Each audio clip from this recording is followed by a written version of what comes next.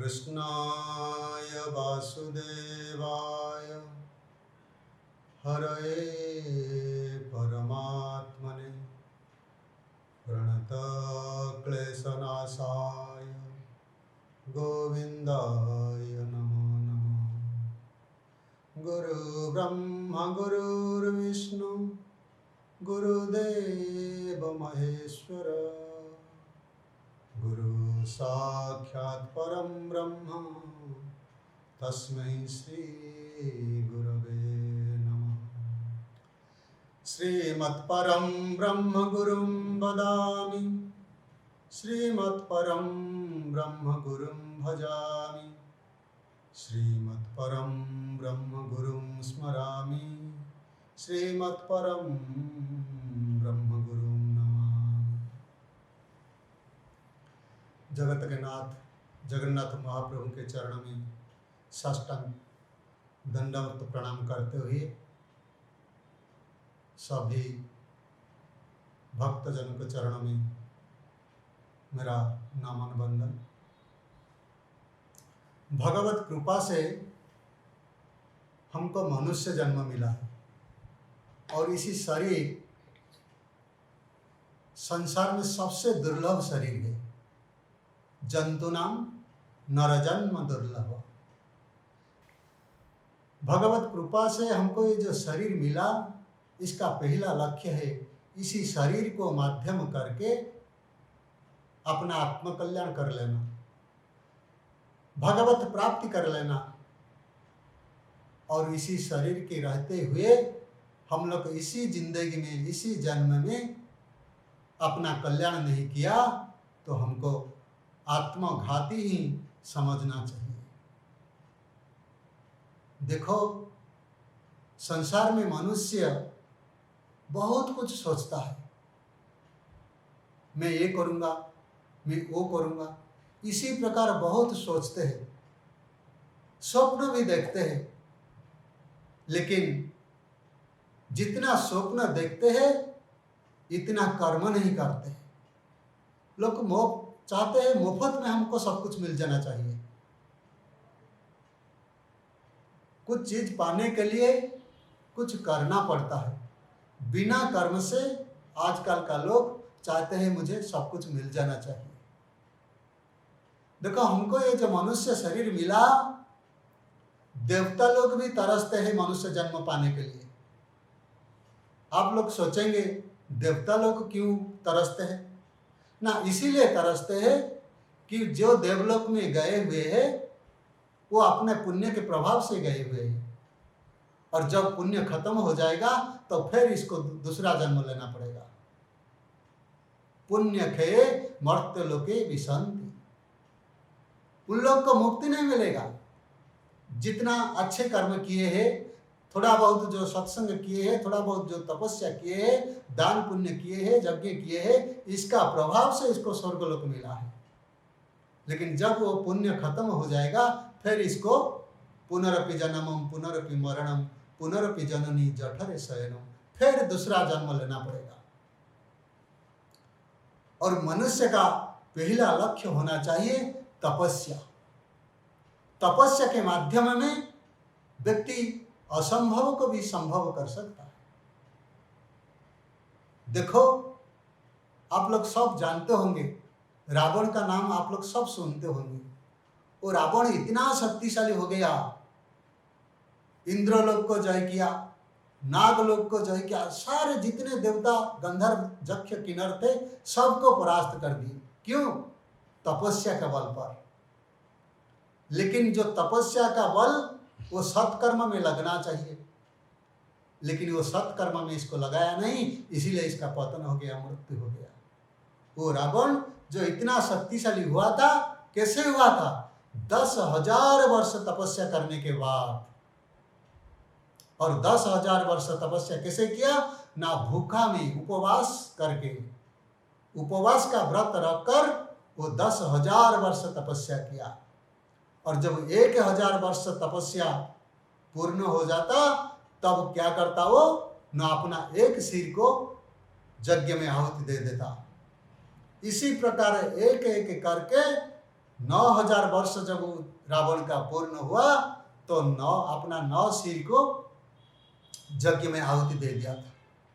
जब 10वां और लास्ट सिर को आहुति देने के लिए कोशिश कर रहा था, उसी टाइम पितामह ब्रह्मा रावण के पास प्रकट हो गए। बेटा, मैं तुम्हारा तपस्या में पूर्ण संतुष्ट हूँ, तुमको क्या चाहिए बताओ, मैं सब कुछ देने के लिए समर्थ हूँ, तुमको क्या चाहिए बताओ। ना भगवान, कुछ पाने के लिए तो मैं तपस्या किया, मैं 10,000 वर्ष तपस्या किया, अपना 9 सिर को यज्ञ में आहुति दिया, तब आपने मेरे सामने आए दर्शन देने के लिए, कुछ वर मुझे देने के लिए इधर प्रकट हुए। उसी टाइम रावण ने ब्रह्मा जी को कहते हैं कि हे भगवान, भगवन् प्राणिनां नित्यं नान्यत्र मरणात् भयं नास्ति मृत्यु समः शत्रु अमरत्वम् अहं वृणे। हे भगवान, हे ब्रह्मदेव, संसार में अनेक प्रकार का भय है, लेकिन सबसे बड़ा भय कौन है? ना सबसे बड़ा भय मृत्यु। संसार में कोई नहीं चाहता मरने के लिए। इसका बेटा मर जाए, पति मर जाए, पत्नी मर जाए, पिता मर जाए, दुख नहीं, लेकिन कोई अपने को मारने के लिए नहीं चाहता। तो इसीलिए सबसे बड़ा भय संसार में क्या है? ना सबसे बड़ा भय है मृत्यु। तो इसीलिए हे भगवान, मैं मरना नहीं चाहता, मैं जिंदा रहना चाहता हूँ, इसीलिए तो तपस्या किया। ना देखो रावण, ऐसे तो नहीं हो सकता। संसार में जो कोई भी आते हैं, इसको एक दिन जाना ही पड़ेगा, तुमको ही जाना ही पड़ेगा। अमरत्व वर मैं तुझे दे नहीं सकता। रावण तो बुद्धिमान था ही, तो विचार किया भगवान मुझे अमरत्व वर नहीं देंगे तो मैं इसी प्रकार का दूसरा वर मांग लूं, जैसे वो बराबर हो जाएगा अमरत्व के माफी। तो वो विचार किया, भगवान मुझे यक्ष, देवता, किन्नर, गंधर्व कोई भी मुझे परास्त नहीं कर सकता युद्ध में। और ये मनुष्य और वानर को तो ऐसे कीड़े मकोड़ा जैसे सोच रहा था। तो भगवान ब्रह्मदेव ने तथास्तु कर दिया, वर दे दिया। ठीक है रावण, मैं तुझे वही वर प्रदान करता हूं। भाई देखो, वो इतना साल तपस्या किया, लेकिन मांगा क्या? दूसरे को पीड़ा देने के लिए। और चाहे जितने बड़ा तपस्वी हो, जितना बड़ा तपस्या का धन हो आपके पास, लेकिन आप समाज की सेवा में नहीं लगा पाए, समाज की पीड़ा देने के लिए वो तपस्या का फल यूज किया, तो पता नहीं। और रावण को वर देने के बाद भगवान पितामह ब्रह्मा विभीषण के पास गए। विभीषण को बोला, विभीषण बेटा, मैं तुम्हारे ऊपर बहुत प्रसन्न हूं, कुछ मांग ले। विभीषण का मन सदा सर्वदा धर्म में लगा रहता है। तो इसीलिए विभीषण ने मांगा, प्रभु आप मेरे ऊपर प्रसन्न हो तो मुझे यही वर दीजिए, सदा सर्वदा मेरा मन तन धर्म में लगे रहे, चाहे कितना बड़ा विपत्ति क्यों न आए, मेरा मन धर्म से दूर नहीं होना चाहिए। बड़ा विपत्ति आने पर भी मेरी बुद्धि धर्म से ही लगी रहे। और ब्रह्मदेव तो जानते हैं विभीषण का स्वभाव, आशीर्वाद दे दिया तुरंत। ठीक है वत्स्य, तुम्हारा बुद्धि हर समय धर्म में ही लगे रहेगा। लेकिन इसके साथ साथ मैं प्रसन्न हूं तुम्हारा ऊपर, मैं और कुछ देना चाहता हूं। प्रभु आप जो चाहते हैं देने के लिए आप दे सकते हैं। हे विभीषण, मैं तुझे अमरत्व प्रदान करता हूं। देखो, रावण भी तपस्या किया था, विभीषण भी तपस्या किया, लेकिन रावण को भगवान ब्रह्मा ने अमरत्व वर प्रदान नहीं किया, लेकिन विभीषण को दे दिया। क्यों? इसका कारण क्या है? क्योंकि ब्रह्मदेव को मालूम था कि रावण को अमरत्व वर प्रदान कर देंगे वो तो सारे संसार में पीड़ा ही पहुंचाएगा, और देवता लोग सब जाके ब्रह्मा जी के सामने बैठ के अनशन करेंगे, हे पितामह आपने क्या कर दिया, रावण को आपने अमरत्व वर प्रदान कर दिया, अभी वो इतना पीड़ा हमको दे रही है कि हम जी नहीं पाते, मरेंगे तो उसका हाथ में मरेंगे, क्यों आपके द्वार में बैठ बैठ के अनशन करके ही मरेंगे। ऐसे विचार किए थे पहले ब्रह्मा जी ने, तो इसीलिए ब्रह्मा जी ने रावण को अमरत्व वर नहीं दिया, लेकिन विभीषण को दे दिया, क्योंकि विभीषण के पास वो आधार था। शास्त्र में कही गई है 7 व्यक्ति चिरंजीवी है। अस्वस्थ मावळेर्व्यास्य कृपा परशुराम च हनुमानश्च विभीषण सप्तैति चिरंजीवी। अष्टम मार्कंडेय मुनि होचंती अष्टम। ये 7 व्यक्ति चिरंजीवी है। तो विभीषण चिरंजीवी, विभीषण कैसे चिरंजीवी हुए ना, वही ब्रह्मदेव ने विभीषण को वर प्रदान किए थे, अमरत्व वर प्रदान किए थे, लेकिन वो तपस्या के आधार करके धर्म में लगे रहे, इसीलिए वो चिरंजीवी बने। लेकिन रावण का पास भी वही तपस्या का फल था, और वो तपस्या का फल को समाज की क्षति में दूसरे को पीड़ा देने के लिए यूज किया, व्यवहार किया, तो इसीलिए इसका पतन हो गया। और व्यक्ति धर्म में ही लगी रहना चाहिए। संसार में जो भी कोई है, चाहे पिता हो, पिता अपना पिता का धर्म निभाना चाहिए, माता अपना माता की धर्म निभानी चाहिए, पुत्र बेटा गुरु चेला सब अपने अपने धर्म को मर्यादा के साथ साथ पालन करना चाहिए, क्योंकि ये संसार धर्म में ही बंधे हुए हैं। धर्म के बिना संसार टिक नहीं सकता। जैसे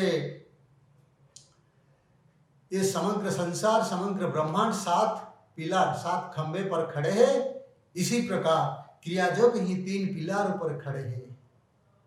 आप बोलेंगे 7 पिलर कौन सा है?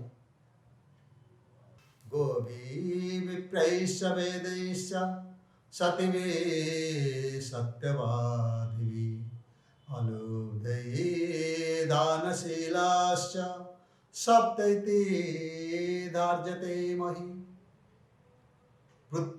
सार ब्रह्मांड संसार को धारण करने वाला वो 7 खंभ है। पहला गोभी विप्रैश्च वेदैश्च सतिभी सत्यवादिभी अलुब्धये दानशीलस्य सप्तैति धार्यते महि। इसी प्रकार हमारा ये जो क्रियायोग परंपरा है, जो बाबाजी महाराज से हमको प्राप्त हुई है, ये क्रियायोग 3 पिलार का ऊपर खड़ी है। तपः स्वाध्याय ईश्वर प्रणिधानानीति क्रियायोग। तपः क्रियायोग का पहला पिलार है तपस्या। तपस्या नहीं किया आप तो कुछ नहीं किया। संसार के लोग जो बड़े बड़े साधु महात्मा होते, इसके पास जाते हैं, दौड़ते हैं। क्यों? पाने के तो लालच है, लेकिन जाते क्यों? इसका पास क्यों जाते और दूसरे लोग के पास क्यों नहीं जाते?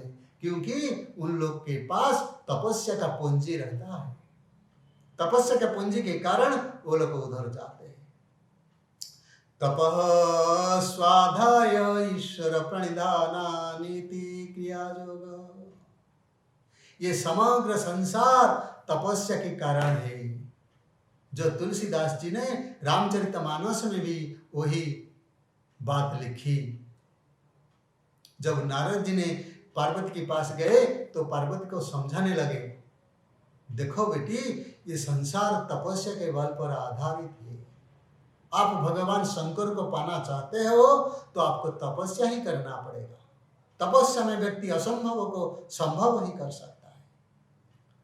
तप आधार सब सृष्टि भवानी, तप आधार सब सृष्टि भवानी, करई जाई तप असजिय जानी, तप बल रचई प्रपंच विधाता, तप बल विष्णु सकल जगत्राता। नारद जी ने पार्वती को कहते हैं, हे बेटी, तपस्या के आधार पर ये सृष्टि रचा हुई है, और जो भगवान ब्रह्मा ने सृष्टि को सर्जना करते हैं वो तपस्या के बल पर ही करते हैं। और वो जो शंकर भगवान शंभु ने जो सृष्टि को संहार करते हैं, वो बल कहाँ से प्राप्त होता है इसको उनको? तो वो बल वही तपस्या के बल है। और जो शेष नाग जो समग्र ब्रह्मांड को अपने सिर पे रखे हुए हैं, वो तपस्या के बल पर ही रखे हुए हैं। तो इसीलिए हे भवानी, आपको तपस्या करना पड़ेगा। और क्रिया योग का वही पहला खंभ है, पहला पिलर है तपस्या। बिना तपस्या से कुछ नहीं होगा भैया। जन्म कर्म के बंधन से छूटने के लिए व्यक्ति को तपस्या करना पड़ेगा, नहीं तो फिर पुनरपि जन्मम पुनरपि मरणम पुनरपि जननी जठरे शयनम। जन्म मृत्यु के चक्कर में बार बार हमको आना ही पड़ेगा। आप देखो, आप सोचो, हमको इतना बड़ा बंगलो, इतना बड़ा कमरा हमारा लिए सफिशिएंट नहीं होता, लेकिन 10 महीना अपने माँ के गर्भ में इतनी छोटी जगह से हमको रहना पड़ता है। 10 महीना, 1 दिन नहीं, 2 दिन नहीं। अरे किसी को 10 महीने, किसी को 1 महीना या 2 महीना एक कमरा में ताला डाल के रख दो, वो पागल जैसे हो जाएगा, चंचल हो जाएगा, क्या करो क्या करो। लेकिन हमको इसी मातृ के गर्भ में 10 महीना रहना पड़ता है। कितना कष्ट, कितना यातना, कितना जंत्रणा उसी टाइम जीव को भोगना पड़ता है, वही जीव ही जानता है। लेकिन जब से हम मातृ गर्भ से फिर बाहर आ जाते हैं तो हमको पता नहीं चलता, फिर सब कुछ भूल जाते हैं, वो कष्ट को भूल जाते हैं। तो वही जन्म मृत्यु का चक्कर से छुटकारा पाने के लिए हमको तपस्या करना पड़ेगा। और इसी तपस्या है क्रियायोग का पहला खंभ, पहला स्तंभ। तपः स्वाध्याय ईश्वर प्रणिधानानिति क्रियायोग। और जो कुछ भी तपस्या करो, साधन करो, भजन करो, जप करो, यज्ञ करो, वो सब धर्म के आधार पर करना चाहिए। मन में वही संकल्प, मन में वही भाव रहना चाहिए कि सत्कर्म में मेरा जीवन व्यतीत हो। इसीलिए तो श्रीमद् भगवत गीता धर्म से शुरू हुआ। जो पहला शब्द धर्म है, संसार धर्म में टिके हुए, इसीलिए श्रीमद् भगवत गीता धर्म से शुरू। धर्म क्षेत्रे कुरुक्षेत्रे समवेता जुजुत्सव मामका पांडवश्चैव किम कुर्वत संजय। धर्म, बिना धर्म से कुछ नहीं होगा इधर। तब नारद जी ने जब पार्वती के पास जाते हैं, पार्वती को बोलते हैं, देखो बेटी, तुमको उस भगवान शंकर को पाना चाहिए तो तुमको तपस्या करना पड़ेगा, और कठोर तपस्या करना पड़ेगा। क्योंकि तप बल शंभु करई संहारा, तप बल शेषु धरई मही भारा। तपस्या के बल पर, तपस्या के आधार पर जो शेष नाग है, वो समग्र धरित्री का जो भार है वहन करने के लिए समर्थ होती है। तो हे पार्वती, तुमको, आपको तपस्या करना ही पड़ेगा। और पार्वती ने नारद की बात को, गुरु की मंत्र सोच के तपस्या के लिए चलते हैं। और कैसे चलते हैं? तपस्या करना चाहिए तो किसी प्रकार करना चाहिए। मन में पहले प्रेम होना चाहिए, भाव होना चाहिए, उत्कंठा होना चाहिए। बिना आग्रह से वो काम में इतना आनंद नहीं मिलेगा। तो शंकर पार्वती ने जब तपस्या करने के लिए संकल्प लिया तो कैसे की? न चलियो तप हित हरसाई। हित हरसाई, हरसाई मतलब खुशी में, प्रेम में। मुझे तपस्या करना है। क्यों करना है? ना मुझे शंकर भगवान को पाना है। शंकर भगवान को पाने के लिए मैं तपस्या करूंगी और तपस्या करके मैं अवश्य शंकर भगवान को प्राप्त कर लूंगी। इसी भावना, इसमें इसका अंदर प्रेम है। इसी प्रकार हम जब भी गुरु के चरण में शरण आए, भगवत कृपा से हमको क्रिया योग का साधन भजन का कौशल मिला, इसको हम करते हैं जैसे ड्यूट जैसे, लेकिन प्रेम में इसको करना चाहिए। प्रेम में करने से इसका फल जल्दी से जल्दी मिलता है। और मैकेनिकल जैसे जंत्र जैसे करना हो, गुरुजी ने कहा थोड़ा 10-15 मिनट सुबह बैठ जाओ और शाम को भी 10-15 मिनट बैठ जाओ तो हो गया क्रिया योग। इसी में थोड़ी काम होगा। तो तपस्या जब करेंगे, क्रिया योग साधन भजन हम जब करेंगे तो प्रेम के साथ करना पड़ेगा। हरसाई, इसीलिए चलियो मां तप हित हरसाई। तपस्या करने के लिए उत्साह के साथ जाते हैं, प्रेम के साथ, उत्कंठा के साथ। जैसे कॉलेज के कुछ स्टूडेंट जब इसको रिजल्ट मिलता है और देखता है मैं टॉपर हूं, तो इसका अंदर कितना व्याकुलता, कितना प्रेम। इसी प्रकार वो प्रेम भी रहना चाहिए। कुछ पाने के लिए इसका अंदर व्याकुलता होना चाहिए।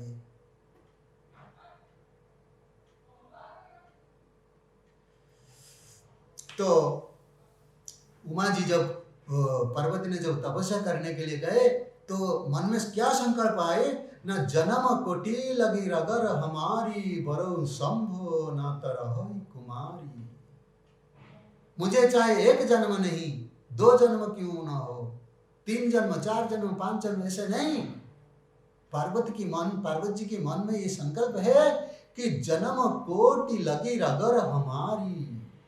चाहे मुझे एक बार नहीं, बार बार नहीं, 1000 बार नहीं, 1 करोड़ बार मुझे जन्म लेना पड़ेगा, फिर भी मुझे शंकर को प्राप्त करना ही करना है। कितना संकल्प, दृढ़ संकल्प है। हम इसी प्रकार संकल्प हमारा मन में ही रखना चाहिए। मैं रोज 10 बार महामुद्रा करूंगा, मैं रोज 100 बार क्रिया करूंगा। लेकिन आज 10 बार महामुद्रा कर लिया, काल बिल्कुल बंद। परसों 30 बार क्रिया प्राणायाम कर लिया, फिर छुट्टी, 1 महीना के लिए, 1 सप्ताह के लिए छुट्टी है। इसी प्रकार नहीं होगा। करना है तो कंटिन्यूअस फ्लो, लगातार। इसीलिए लाहिड़ी बाबा कहा करते थे, हरदम लगे रहो रे भाई, बनत बनत बनी जाए। हरदम लगे रहो रे भाई। लाहिड़ी बाबा क्यों बोला हरदम? हर क्या हरदम नहीं लगाने से तो आगे जाएंगे फिर पीछे आ जाएंगे, आगे जाएंगे फिर पीछे जाएंगे। रोज अभ्यास करेंगे, लेकिन एक निर्दिष्ट नंबर के साथ। मुझे इतना ही महामुद्रा करना चाहिए, मुझे इतना ही प्राणायाम करना चाहिए। इसी भाव से संकल्पित होकर ही तपस्या करना चाहिए। जैसे पार्वती ने कहा, पार्वती ने जैसे संकल्प लिए थे कि जन्म कोटि लगी रगर हमारी, बरौ शंभो न तरहो कुमारी। चाहे मुझे 1 करोड़ जन्म लेना पड़ेगा तो मैं ले लूंगी, लेकिन मुझे तपस्या करनी है और शंकर भगवान को प्राप्त करनी है। यही भाव था, तो इसीलिए इसको प्राप्त हो गए। और हम लोग जितने भी कर्म करते हैं, कर्म का तो कुछ फल होता है। चाहे पाप का, चाहे बुरे कर्म हो, चाहे अच्छे कर्म हो। अच्छे कर्म करेंगे तो अच्छे फल मिलेगा, बुरे कर्म करेंगे तो बुरे फल मिलेगा। कर्म का स्वरूप ही ऐसे। और ये कर्म का गति इतना गहन है, ममो माया दुरत्या गहना करुणा गति। कर्म का गति बहुत गहन है, लेकिन इससे छुटकारा पाने के लिए कुछ रास्ता है क्या? अवश्य है। जहां पे समस्या है वहीं पे समाधान अवश्य है। तो हम कर्म करते हैं लेकिन निष्काम भाव से नहीं कर्म करते हैं। हम जो भी कोई कुछ कर्म करते हैं कुछ न कुछ पाने के लिए कर्म करते हैं। ये तो भी स्वाभाविक है, लेकिन वही कर्म का बंधन से हमको छुटकारा पाने के लिए, वही कर्म से हमको मुक्ति करवाने के लिए, वही कर्म का फल को भगवत चरण में समर्पण भाव से करना चाहिए। आप चाहे जितने कर्म करो, जो भी कर्म करो, सब कर्म भगवत चरण में समर्पित करके ही करो। सब कुछ समर्पित कर दो।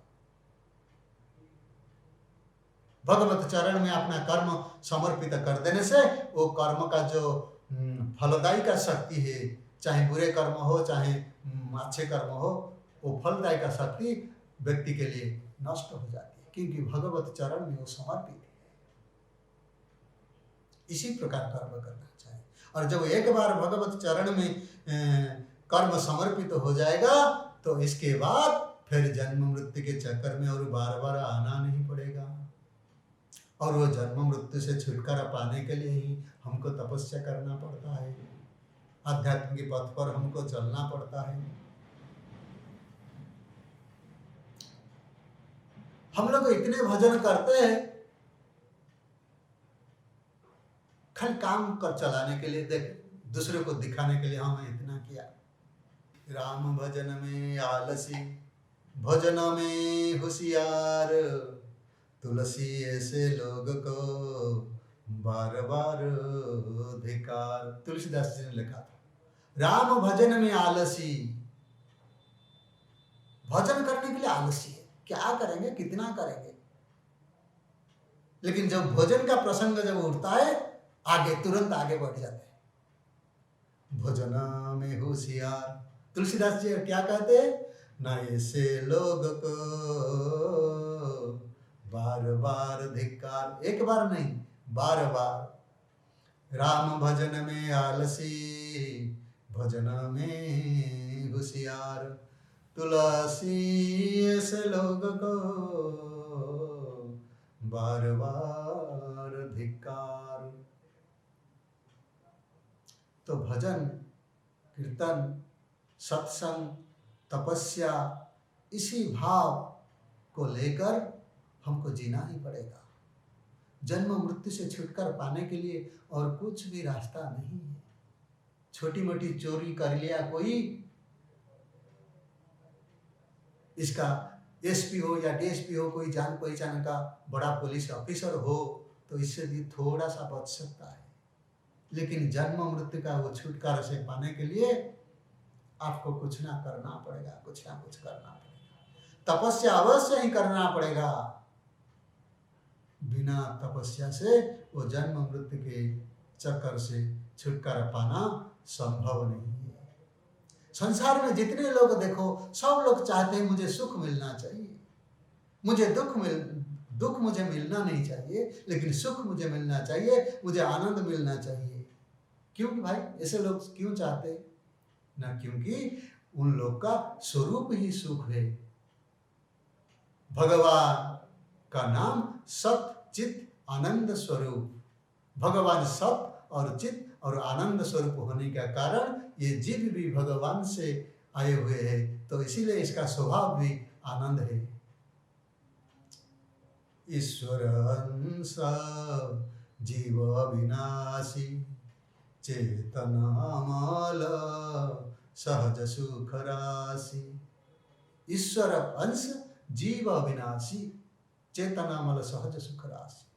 हम सब भगवान की अंश है। तो भगवान का अंदर ये जो सत और सत चित और आनंद का स्वरूप है, वो हमारा अंदर भी कहीं पे छुपे हुए हैं। तो इसका कारण हमको सब सुख चाहिए, आनंद चाहिए, लेकिन दुख कोई नहीं चाहते हैं। लेकिन श्रीमद् भगवत महापुराण में एक ऐसे अनन्य भक्त है जो भगवान को प्रार्थना करते हैं, प्रभु हे भगवान मुझे सुख नहीं चाहिए, संसार के सारे लोग सुख के पीछे पड़े हुए हुए, लेकिन मुझे सुख का कोई परवाह नहीं, मुझे दुख दे दीजिए। जैसे रावण ने वर मांगता है मुझे अमरत्व प्रदान कर दीजिए, इसी प्रकार इधर कुंती देवी ने भगवान को प्रार्थना करते हैं, प्रभु मुझे दुख दे दीजिए, मुझे सुख नहीं चाहिए। भगवान आश्चर्य, अरे बुआ ऐसे कैसे मांग रहे हो आप? सारे लोग सुख के पीछे पड़े हुए हैं, लेकिन आप दुख मांगते हैं। विपद संतना सस्व तत्र तत्र जगत गुरु भवत दर्शनम यत् स्यात् पुनर्भव दर्शनम। विपद संतना सस्व, प्रभु मुझे विपद दीजिए, मुझे कष्ट दीजिए, मुझे जंत्रणा दीजिए। अरे ऐसे क्यों मांग रहे हो? सब लोग सुख मांगते हैं लेकिन तुम दुख मांगते हो, कारण क्या है? सब लोग दुख में सुमिरन करे, सुख में करे ना कोई। तो इसीलिए प्रभु मुझे दुख दे दीजिए। क्यों? जब दुख में मैं पड़ूंगी तब आपको ध्यान अवश्य करूंगी, आपको प्रार्थना करूंगी, आपको स्मरण करूंगी। सदा सर्वदा मेरा स्मरण मेरा मन में रहेगा और मुझे आप सुख दे देंगे, आनंद दे देंगे। मैं तो स्वाभाविक रूप से आपको भूल ही जाऊंगा। तो मैं आपको भूलना नहीं चाहती। इसीलिए कुंती ने भगवत महापुराण में भगवान श्री कृष्ण को मांगते हैं, प्रभु मुझे विपद दीजिए। क्यों? ना विपद इसीलिए प्रभु मुझे दीजिए, जब मुझ पर जो बार बार दुख आती है तो मैं बार बार आपको ध्यान करूंगी, बार बार मैं आपको स्मरण करूंगी, इसीलिए मुझे दुख चाहिए। कुंती श्रीमद् भगवत महापुराण में भगवान को स्तुति करते हैं इसी प्रकार। और एक स्तुति बहुत खूब सुंदर स्तुति है। भगवान को कहते हैं, प्रभु नमस्ते पुरुषं त्वां नादीश्वरं प्रकृते परम अलक्ष्यं सर्वभूतानां अंतर्बहिर्यवस्थितम्। प्रभु समग्र ब्रह्मांड में आप कहाँ पे नहीं है? हर जगह में है, लेकिन आपको कोई देख नहीं पाता, कोई जान नहीं पाता। आप छुपे रहते हैं, आप प्रकृति के परे हैं। आप मेरे अंदर है, उसका अंदर है, इसके अंदर है, सबके अंदर में है। इसलिए मनुष्य ने कहा, हरि सर्वत्र समाना प्रेम से प्रकट हो जग जाना। हरि कहाँ पे नहीं है? जब प्रहलाद जी को बार बार हिरण्यकशिपु ने पीड़ा दी, हिरण्यकशिपु ने बोला, बोल तुम्हारा प्रभु कहाँ पे है? प्रहलाद ने बोला, पिताश्री मेरे प्रभु कहाँ पे नहीं है, वो तो हर जगह में है, सर्वत्र है।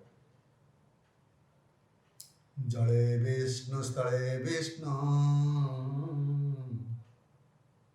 ज्वालामाला कुले विष्णु सर्वं विष्णुमयं जगत। जल में विष्णु है, स्थल में विष्णु है, आकाश विष्णु है, वायु में विष्णु है, कहीं विष्णु नहीं है। सर्वत्र मेरा प्रभु विद्यमान है। हिरण्यकश्यप ने बोला, तो मुझे फिर दिखाई नहीं दे रहा है क्यों? ना पिताश्री, आपका आंख का ऊपर एक काला चश्मा है, इसी काल अज्ञानी रूपी चश्मा को आप हटा दीजिए, फिर भगवत दर्शन हो जाएगा। सर्वत्र पाणिपादौ तत्सर्वतखी मुखम। भगवान का सर्वत्र पानी हाथ है, सर्वत्र आंख है, सब कुछ देखते हैं, सब कुछ सुनते हैं। बस हम लोग अपना अपना अज्ञानता के कारण काला चश्मा पहन के हमको कुछ दिखाई नहीं देता, भगवत स्वरूप का अनुभव नहीं होता। लेकिन प्रहलाद को हुआ। तो हिरण्यकश्यप ने बोला कि प्रहलाद, ये खंबा में भगवान है क्या? ना प्रभु, पिताश्री है, अवश्य है। तो गुस्सा में ये खंबा को तोड़ दिया। तो भगवान भक्त का भाव को सच करने के लिए वही खंबा पे निकल पड़े, वही खंबा में प्रकट हुए, हिरण्यकश्यप नृसिंह अवतार की प्रकट हुए हिरण्यकश्यप को वध करने के लिए। तो भगवान सर्वत्र है, हरि भी सर्वत्र समाना, प्रेम से प्रकट होई जग जाना। हमारा जो क्रिया जग में जो सांस की कौशल है, जो गुरुजी महाराज या गुरुदेव बोलते थे, बार बार बोलते हैं कि हमारा साधन 1 घंटा का नहीं, 2 घंटा का नहीं, 3 घंटा का नहीं, ये 24 आवर्स सर्विस। जैसे एटीएम है, जब जाओ एटीएम कार्ड घुसाओ, पैसा निकल के लाओ। ये 24 आवर्स सर्विस है। किसी प्रकार ना हर समय सांस चलती रहती है।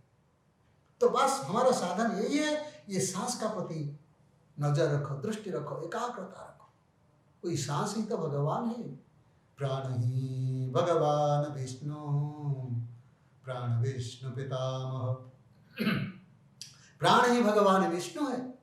भगवान तो प्राणी के रूप में हमारे शरीर में है, इसीलिए हम कर्म करते हैं, इसलिए हम खाते हैं, पीते हैं, सोते हैं, नाचते हैं, गाते हैं, सब कुछ करते हैं। किसी लिए ना प्राण के रूप में भगवान है।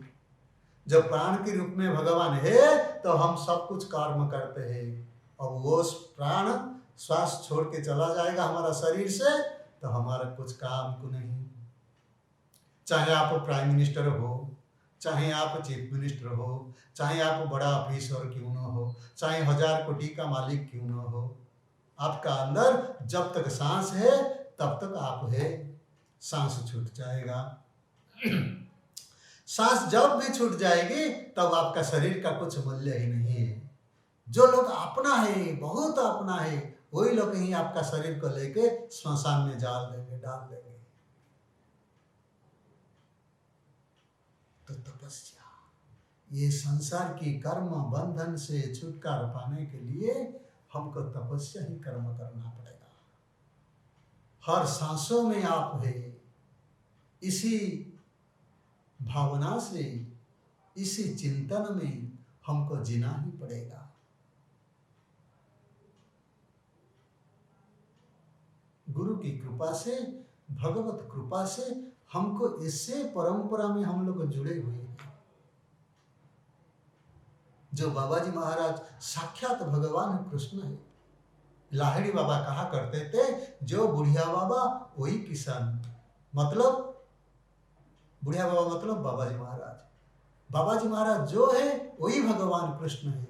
भगवान कृष्ण दूसरे स्वरूप में बाबा जी महाराज के रूप में समाज की कल्याण का, समाज के जो साधक है उन लोग का मार्गदर्शन दिलाने के लिए बाबा जी महाराज का शरीर है, मार्गदर्शन देने के लिए। और भगवत कृपा से हम इसी प्रकार एक अनन्य साधन कौशल हमको मिला है, क्रिया योग का साधन। इसको करना चाहिए, गुरु मार्ग की पथ पर हमको चलना चाहिए।